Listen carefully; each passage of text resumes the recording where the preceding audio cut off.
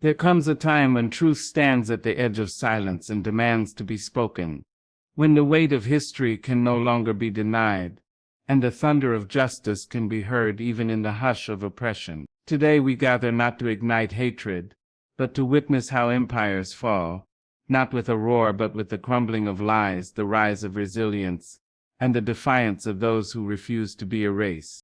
There are moments in the lifespan of nations when the ground beneath their feet begins to shift, not because of armies advancing or missiles launched, but because the soul of a people begins to move. Iran did not need to match its adversary for dollar or bomb for bomb, to begin dismantling Israel's economic future. Instead, it understood an ancient rhythm of resistance, that enduring pressure backed by patience and purpose will crumble even the grandest illusions of permanence. The economy of any state, no matter how strong it appears on paper, is rooted in the perception of control, dominance, and stability. What Iran exposed was the fragility of these foundations when they are built upon the suffering of others.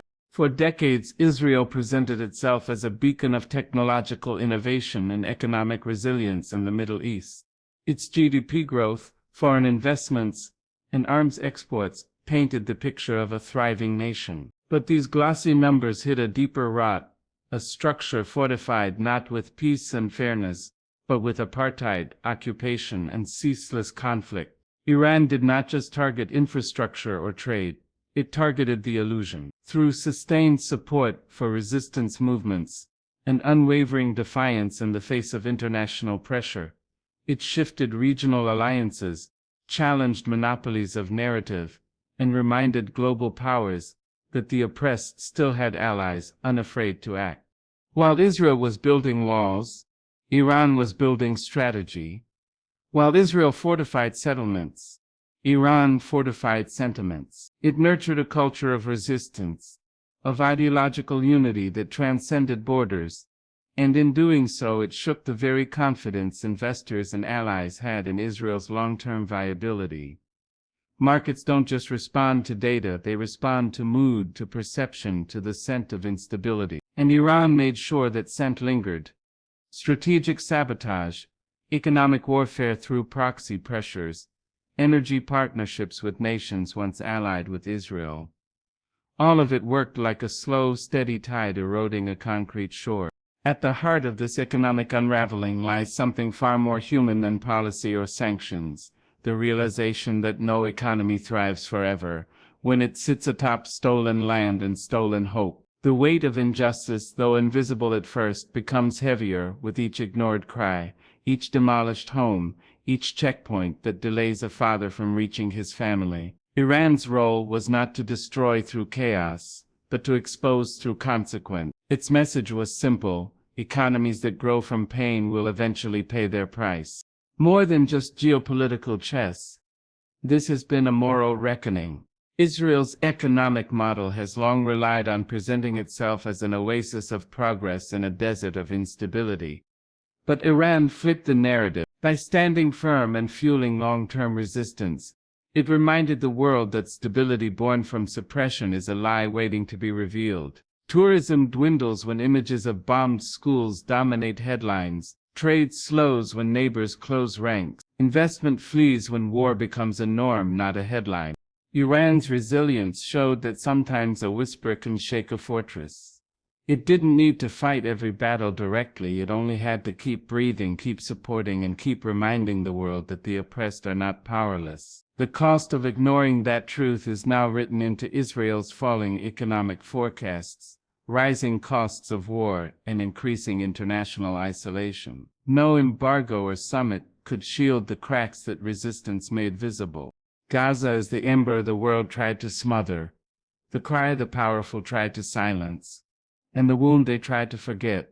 But the more they crushed, the more it burned, the more they buried, the deeper its roots reached. What they misjudged was the spirit of a people who have known nothing but siege, loss, and resilience. Gaza is not just a strip of land locked between fences and force. It is the soul of a struggle, a mirror to the world's conscience, and a living rebuke to the arrogance of those who believe oppression can last forever.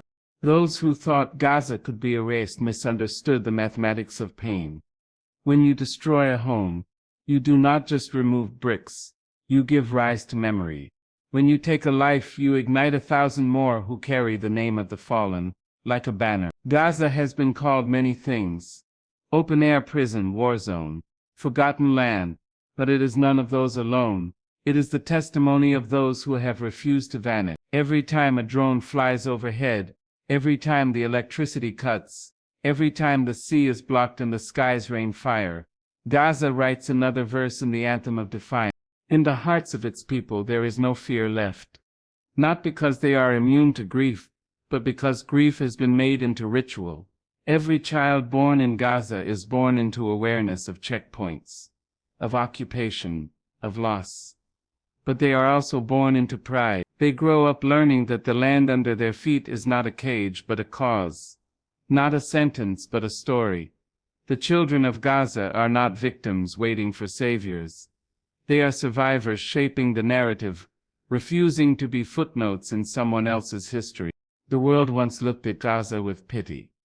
Now it looks with awe, because in a place where every resource has been stripped, something far greater has taken root: unity. While politicians argue over borders and rights, the people of Gaza live those questions every day.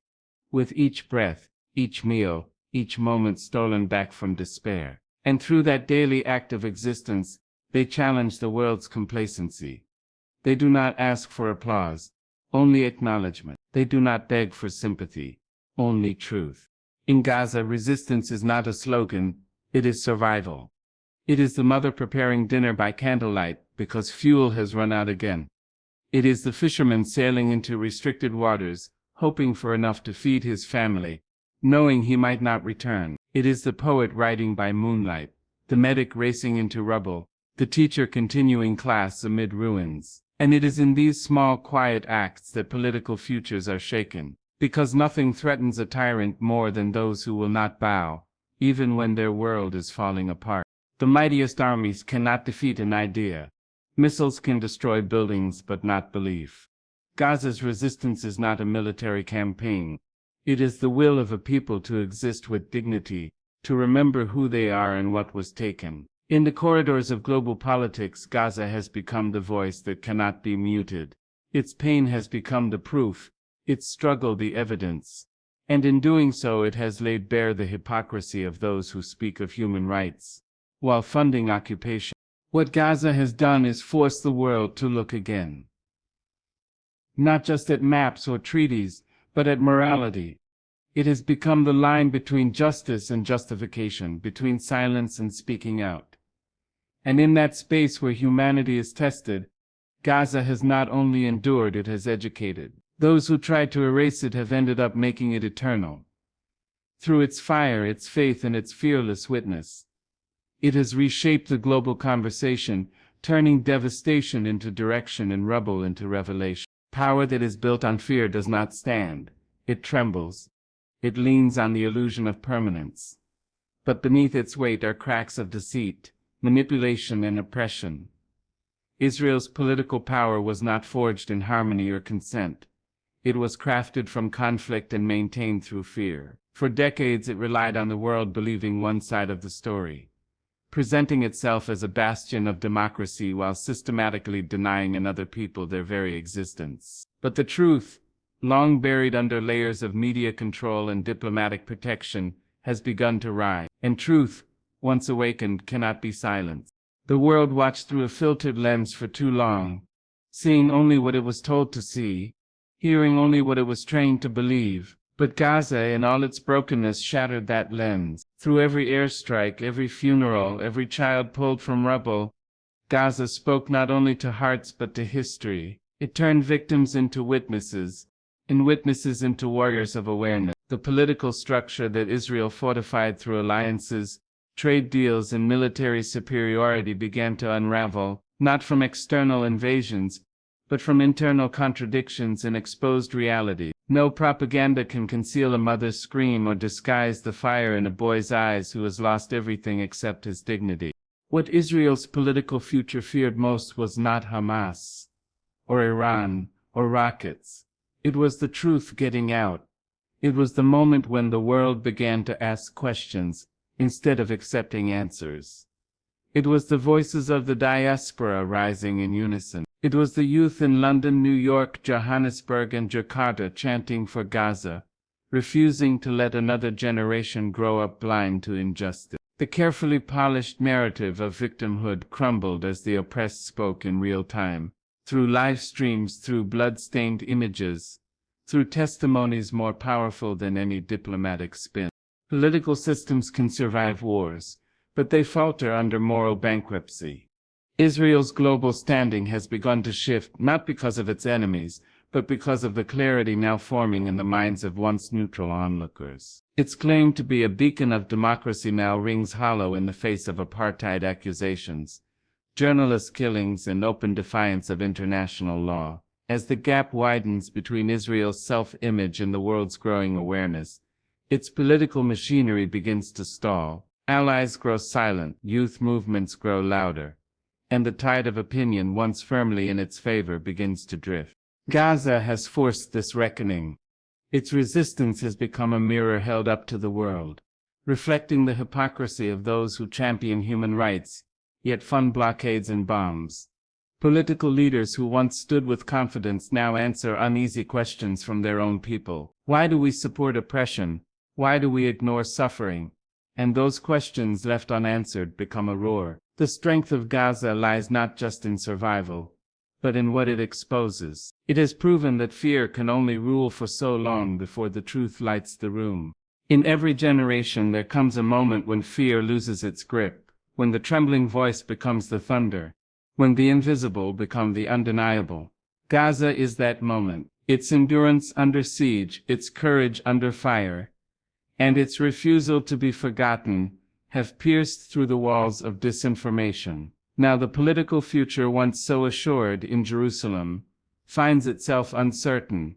The world is watching not just with eyes but with awakened souls. The question is no longer whether Gaza will survive, but whether Israel's political structure can endure the truth it tried to hide, because once a lie is exposed, no amount of force can restore its power.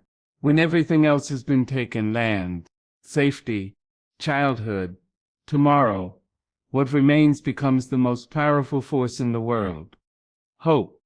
Not the soft, poetic kind, but the kind forged in fire, starved by blockade, and sharpened by survival. Gaza has shown that hope, when it is all you have left, becomes a weapon more potent than steel or gunpowder. It is hope that fuels a father to rebuild his home for the fourth time. It is hope that gives a teacher the strength to hold class amid bombed-out buildings. And it is hope that terrifies those in power because it cannot be invaded, silenced, or starved. Hope in Gaza is not born from luxury or comfort. It is carved out of necessity. Every act of defiance, every funeral that becomes a march, every girl who dreams of becoming a doctor instead of a statistic, is hope wearing the mask of resistance. And because it is forged in such desperation, it carries the weight of something unbreakable. Israel's political machinery has long depended on breaking spirits, on convincing an occupied people that they were forgotten, unloved, and doomed. But Gaza shattered that illusion by proving that survival is a form of resistance, and memory is a form of rebellion. The memories of occupation are not just tales passed around over tea. They are etched into the walls, the rubble, the scars on children's faces. And these memories do not fade, they ferment into something stronger: identity. Gaza remembers every village erased, every ceasefire broken, every promise betrayed. It remembers not out of bitterness, but because forgetting is how injustice thrives. And in that memory it finds power. It finds clarity, it finds a map toward liberation. The enemy's greatest error was believing that generations raised under siege would be docile, broken, grateful for scraps. Instead, they became the torchbearers of a cause older than the fences around them. From Tehran to Rafah, the resistance was never just about arms. It was about the architecture of endurance. The will to hold on to the land, to the olive tree planted by a grandfather decades ago, to the right to call home by its name in the face of erasure. Gaza did not wait for the world's permission to dream. It dreamed anyway, and it dared to hope out loud in a world that often punishes the hopeful. The punishment came in sanctions, in strikes, in silence. But still Gaza hoped, and when the world finally began to listen, it found not weakness but wisdom. The world's most powerful nations, with all their satellites and surveillance, still cannot understand how hope multiplies under pressure. When the lights go out, Gaza lights candles. When roads are torn, Gaza finds new paths. It is not simply about endurance, it is about creative, purposeful defiance. They write poetry on prison walls. They paint murals over the scars of war. They teach their children about home, even if they've never seen it. And this kind of cultural resistance builds a fortress no bulldozer can destroy. What Israel underestimated was that cutting off Gaza would not lead to submission, it would lead to vision. That desperation would not lead to despair, but to determination. And that every time Gaza was told it was alone, it found itself lifted by voices across continents, across languages, across faiths. Because true hope does not isolate, it unites. It builds bridges from rubble, songs from sirens, movements from mourning. Israel's fear is not Gaza's rockets, it is Gaza's refusal to disappear. Because that refusal, rooted in generations of memory and watered by unwavering hope, is what will ultimately redraw the lines of power in the region. A people who have nothing to lose are feared, but a people who have nothing but hope are unstoppable. The siege has tried to break that hope for years, but instead it has only crystallized it and given it shape, direction, and an indomitable voice that now echoes far beyond the walls meant to contain it. When a people are united not by borders or flags but by collective pain and a shared purpose, they become more than a population, they become a force. Gaza is not simply a city under siege, it is a crucible where suffering has forged solidarity, where the unbearable has birthed unbreakable will. Across every home razed, every child lost, and every dream delayed, there has emerged a common pulse that beats louder than fear, louder than despair. It is the rhythm of a nation not yet officially recognized but spiritually formed, and it terrifies those who hoped the blockade would be the end of their story. Gaza has proven that trauma, when carried by the many, becomes identity. This is not the fractured pain of scattered people, but the synchronized grief of millions who know the same stories by heart. They speak the same names of martyrs. They walk the same shattered streets. They hear the same drones overhead, and wake up to the same sounds of shelling. This shared reality has bred an emotional and moral clarity that even decades of propaganda cannot dissolve. While politicians argue over what constitutes a state, Gaza has shown that nationhood is not always declared, it is lived. In this shared struggle, class, age, and status collapse. The shopkeeper, the medic, the student, and the elder all become soldiers of survival, historians of resistance, and architects of continuity. It's not about who leads or who governs, it's about who endures, who uplifts, and who insists that the future belongs to them no matter how violently it is denied. This kind of cohesion cannot be manufactured by governments or bought by donors. It is born from suffering that transforms into purpose. It is not orchestrated from the top down. It grows from the ground up, where the dust of war mixes with the roots of hope. Israel's political establishment has feared this cohesion more than any missile. Divided people are easy to manage, but a united people are impossible to conquer. Every attempt to isolate Gaza, to sever it from the West Bank, from the diaspora, from global support, has failed. Instead, it has only magnified Gaza's symbolic weight. It has become the beating heart of a cause that stretches beyond its borders, beyond even the region. Gaza stands for every community that has ever been told to wait, to be quiet, to surrender. And because of that, its political weight is growing even as its infrastructure is bombed into dust. Internationally, Gaza's unity has ignited something global. Its stories, amplified through every smartphone and every protest chant, have found resonance in places far from Palestine. The faces of Gaza's children, the dignity of its elders, the resolve in its youth, they have become familiar to millions who may never visit the region, but feel the gravity of its suffering and the nobility of its struggle. And through that familiarity, the political landscape is changing. Lawmakers face pressure they once ignored. Institutions are being challenged. The lie that one narrative could dominate forever has been undone by the sheer humanity radiating from Gaza's collective spirit. No matter how many walls are built, how many checkpoints rise, how many embargoes are signed, unity cannot be legislated away. It cannot be imprisoned. It moves through poetry. It speaks through pain, and it thrives in memory. That is the greatest threat to any regime that relies on division to maintain control.